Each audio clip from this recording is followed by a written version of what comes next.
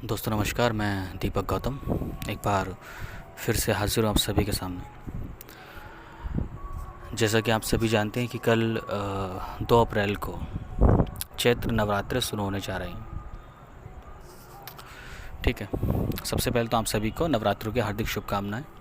ठीक है, और जितने भी लोग साधना, क्योंकि इन दिनों में काफ़ी लोग साधनाएं करते हैं, मंत्र जाप करते हैं, व्रत उपवास करते हैं। ठीक है, तो मेरी तरफ से भी मैं एक विधान बताना चाहता हूँ नवाड़ मंत्र का, कि आप उसको कैसे करें और किस प्रकार से आपको लाभ मिले, या फिर कुछ बेसिक चीज़ें आपको बताना चाहता हूँ जिसमें आपको आप सावधानी बरत सकते हैं नवरात्रों में। ठीक है, तो सबसे पहली चीज़ ये कि जब भी आप किसी भी साधना को करते हो, खासकर एक तो संकल्प लेना ज़रूरी होता है। ठीक है, और ख़ासकर जो साधना किसी विशेष दिनों तक जो होती है बंधी होती है, यानी कि जैसे नवरात्र चल रहे हैं तो 9 दिन के होते हैं, तो 9 दिन में वो बंधी हुई है, क्योंकि आप नवरात्रों में ही करना चाहते हो, तो वहाँ पर आपको अपने संकल्प को ऐड करना बहुत ज़रूरी है। कि आप अपने संकल्प को ज़रूर लीजिए कि आप किस उद्देश्य से उस साधना को कर रहे हो, उस मंत्र जाप को कर रहे हो। ठीक है, ऐसे नहीं कि मतलब माला उठाई और करना शुरू कि 9 दिनों तक मैं करूँगा। ठीक है, कर रहे हैं, क्योंकि आपके संकल्प से आपकी वो शक्ति, आपकी वो मंत्र जप की जो शक्ति होती है, वो उस दिशा में कार्य करना शुरू कर देती है। संकल्प कोई भी हो सकता है, घर की सुख शांति, गृह कलेश से बाधा से मतलब मुक्ति, या किसी प्रकार की तंत्र बाधा से मुक्ति, या किसी प्रकार की प्रोटेक्शन, या किसी इच्छा पूर्ति के लिए, या कोई भी। ठीक है,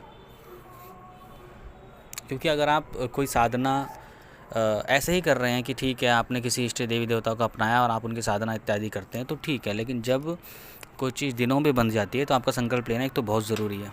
ठीक है, और संकल्प लेना कैसे है, काफ़ी लोग संकल्प लेना नहीं जानते हैं।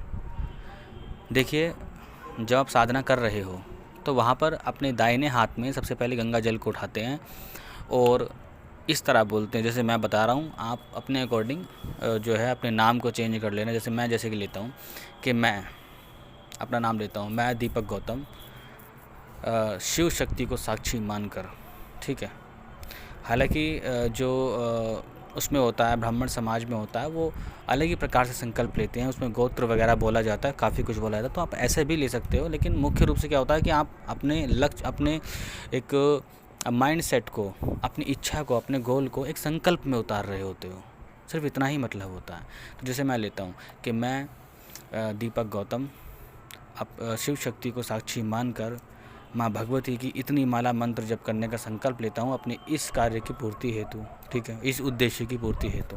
उसके बाद उस जल को आप ज़मीन पर छोड़ दीजिए। ठीक है, आप 11 दिन 9 दिन जितने भी आप करना चाहोगे। ठीक है, जैसे 9 दिन की नवरात्र होते हैं तो 9 दिन आप साधना करोगे। ठीक है, या आप प्रतिदिन कितनी मालाएं करना चाहते हैं उस माला को भी उसमें ऐड कर दीजिए। ठीक है, और एक चीज़ कि अपने संकल्प के प्रति हमेशा अड़े रहिए, क्योंकि जब भी आप संकल्प ले लोगे तब ऐसी अड़चनें आपके जीवन में आएंगी कि आप उस साधना को ना कर पाओ। जब तक आप संकल्प नहीं लेते हो तब तक तो कोई दिक्कत नहीं होती, लेकिन जैसे ही संकल्प इंसान लेता है तो उसके बाद समस्याएं खड़ी होने लगती हैं। इसलिए संकल्प को पूरा करने के लिए अपने तन मन धन से एकदम पूरी तरह से दृढ़ रहिए। ठीक है, और किसी भी छोटी छोटी समस्याओं के कारण या किसी भी कारण से साधना को बिल्कुल ब्रेक मत कीजिएगा अगर आप संकल्प ले लेते हो तो।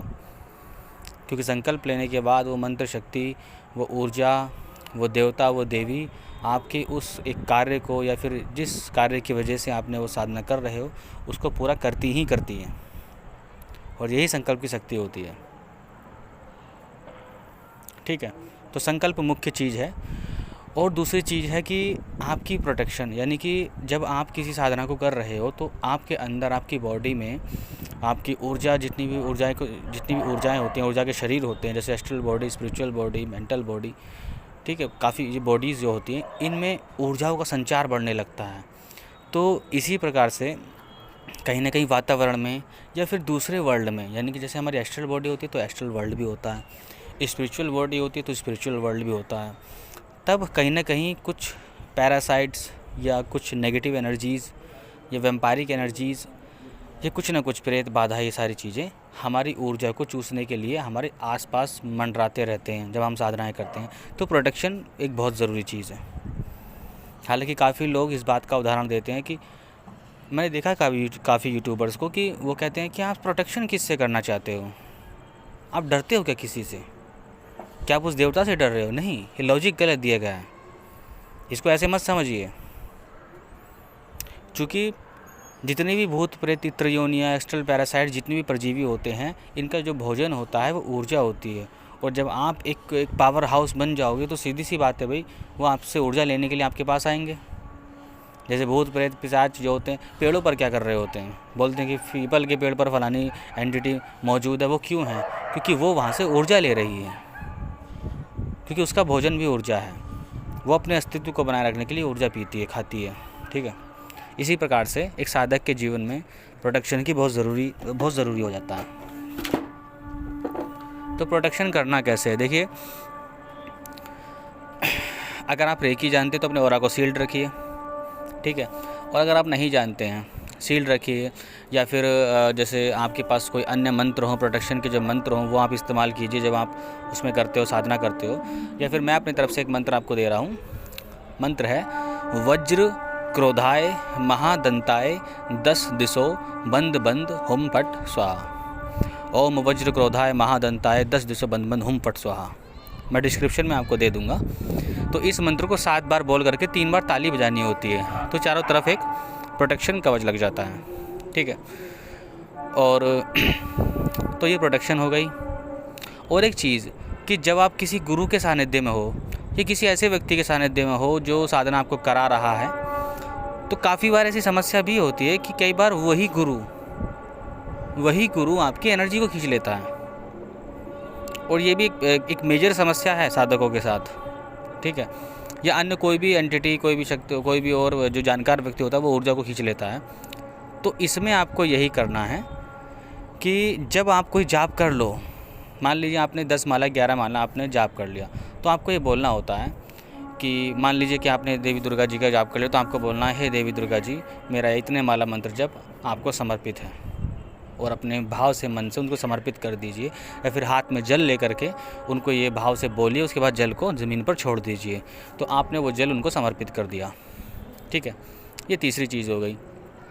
चौथी चीज़ होती है कि जिस रिचुअल स्पेस में आप साधना कर रहे हो, आपने वहाँ चौकी लगाई है, वेदी लगाई है, ठीक है, उस देवी की, देवता की, तो उस समय आपको उस वहाँ के आसपास की ऊर्जा को एक तरह से वो रखना है, चार्ज रखना है।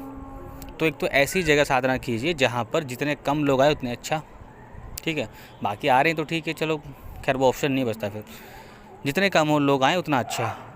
और साधना से ठीक पहले आपको उस हिस्से में लोबान की धूप से, लोबान नहीं, गूगल की धूप से आपको क्लीनिंग करनी होगी। गूगल की धूप लगाइए, उस देवी देवता का मंत्र बोलिए, उनको याद कीजिए। ठीक है, और उसकी धुनी देते हुए ऐसी कल्पना कीजिए कि यहाँ जितनी भी नकारात्मक शक्ति है, नेगेटिव एनर्जीज़ है, वो सब हट चुकी है, और फिर आप साधना करने बैठिए। ठीक है, तो ये कुछ बेसिक चीज़ें हैं जो आप करोगे तो आपकी ऊर्जा में, आपकी जो ऊर्जा में अलग ही प्रकार से आपको एक वृद्धि देखने को मिलेगी, या आपकी साधना एक अलग ही प्रकार से आपको उस दिशा में चलती हुई मिलेगी जहाँ आप चाहते हो। ठीक है, तो ये कुछ चीज़ें हैं। और एक चीज़ कि जब आप साधना करते हो तो उसका दशांश हवन अगर हो जाए तो मंत्र काफ़ी ज़्यादा लाभदायक हो जाता है, काफ़ी ज़्यादा लाभदायक हो जाता है। तो देखिए, हवन में आपको करना क्या है। हवन में अगर आप जब किसी स्त्री तत्व की शक्ति का इस्तेमाल करते हो, तब आप उसमें जो यूज़ कर सकते हो वो कर सकते हो जटामासी। जटामासी एक जड़ी बूटी होती है, उसको आप हवन में यूज़ कर सकते हो। और अगर पुरुष तत्व यानी कि जो पुरुष की शक्तियाँ जो होती हैं उसमें अगर आप हवन कर रहे हो तो आप उसमें अश्वगंधा का यूज़ कर सकते हो।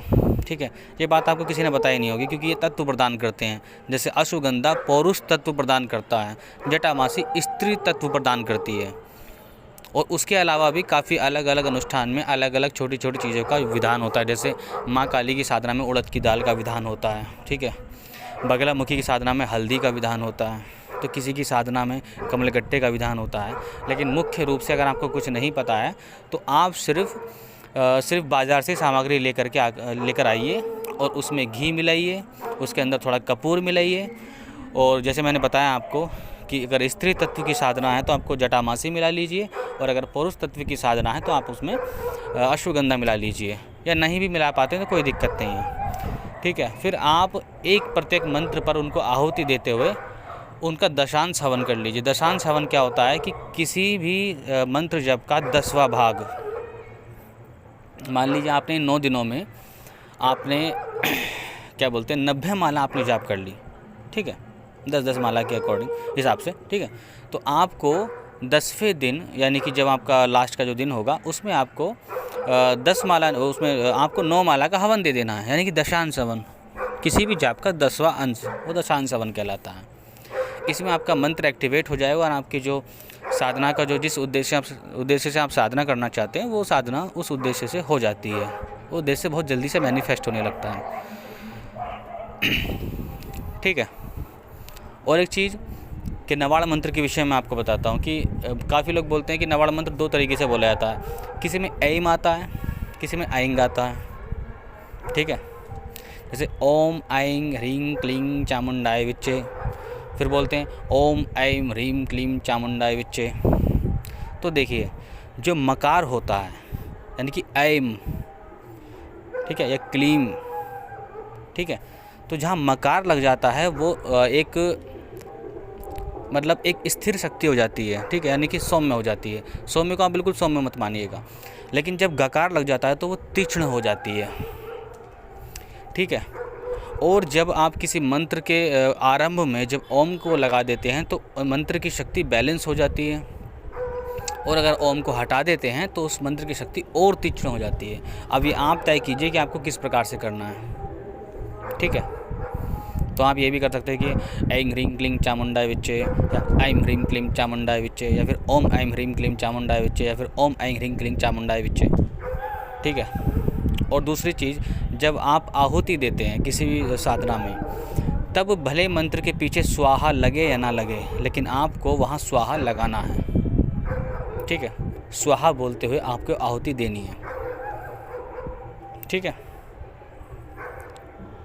तो लगभग काफ़ी ऐसे बेसिक पॉइंट है जो मैंने आपको कवर कर लिए हैं। इसलिए आप नवरात्रों में अपनी साधनाएं करें तो इन चीज़ों का ज़रूर ध्यान रखिए, आपको बहुत ज़्यादा लाभ मिलेगा अपनी साधना में, अपने जाप में। ठीक है, बाकी आज के लिए इतना ही। नमस्कार, धन्यवाद। सभी को नवरात्रों की हार्दिक शुभकामनाएं। आप सभी अपनी साधनाओं में सफल रहें, ऐसी मैं कामना करता हूँ। ठीक है, नमस्कार, धन्यवाद। अगर फिर भी आपका कोई सवाल हो तो आप मुझसे पूछ सकते हैं। नमस्कार।